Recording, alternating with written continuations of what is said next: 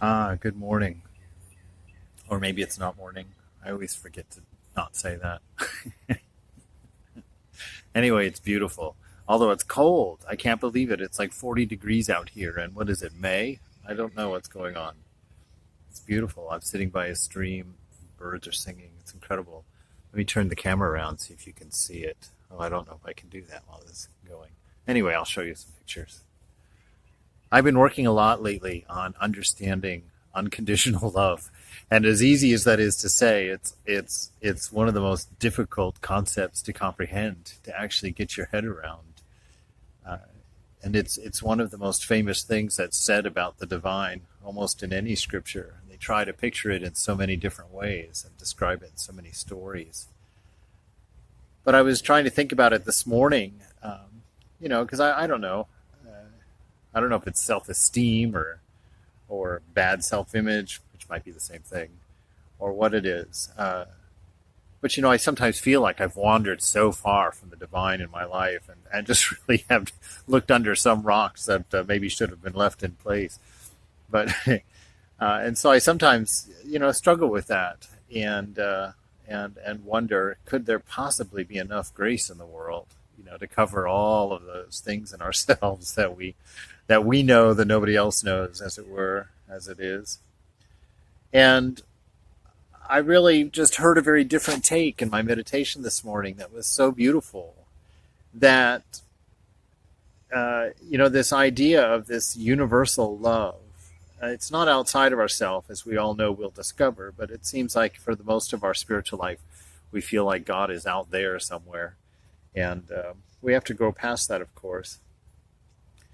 But it occurred to me this morning that one of the challenges in understanding divine love, or trying to accept such an unconditioned love, is having to search inside yourself to find that thing, that gem within you that would be worth unconditional love.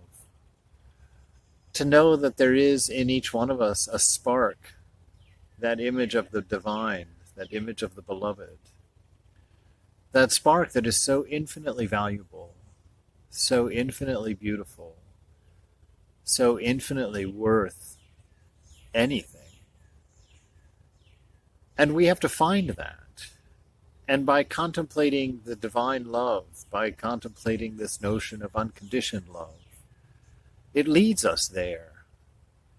It takes us slowly along a path to that full self-acceptance, to sorting through what is us and what isn't us, what we really are, what we're really not, and helps us find that process. And that really is the large portion of spiritual practice. They call it purifying the heart and purifying the mind. And I know so many people come up with so many bizarre ideas of that. It is kind of an offensive idea sometimes. You think, what, me, I'm pure? What are you talking about, purity? Get off your moral high horse. And of course, I'm definitely not talking in that direction at all. That's worthless thinking for me.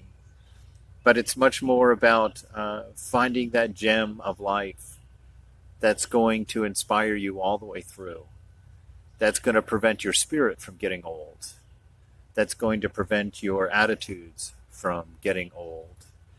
It's going to prevent your day from becoming mundane and boring. it's that it's that artist spark that is God, that is that divinity. And that quest for understanding unconditioned love is that quest for finding it within yourself, that place of you that is worth infinite love, that produces infinite love. And I'm of the suspicion that when you find that place, that you'll see it in everyone. And that's what empowered a Jesus. That's what empowered a Buddha. To have found that divinity inside, that can't be sullied, that can't be selfish, that can't be just pleasure-seeking, but is infinitely inspired, infinitely giving, infinitely loving. So I think my day today is going to be to contemplate that, to think about that inner self, that gem, to open to it, to believe in it.